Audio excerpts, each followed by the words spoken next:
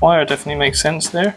Now, I was able to use the Walabot on the whole wall to mark out all of the danger zones, which gave me these two no-go zones on the left and right side of the wall, as well as the positions of the studs. And so we've decided to add a shelf there.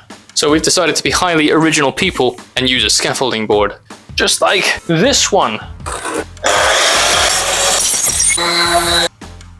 Maybe that was a bit much.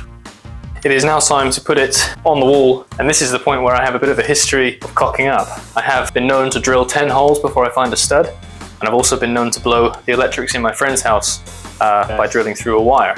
All of the power went out.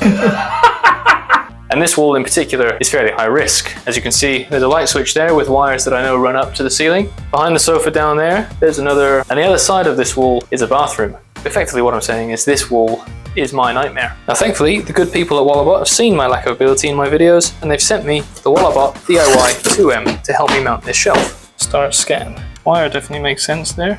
Now, I was able to use the Walabot on the whole wall to mark out all of the danger zones, which gave me these two no-go zones on the left and right side of the wall, as well as the positions of the studs. There. I don't want to drill.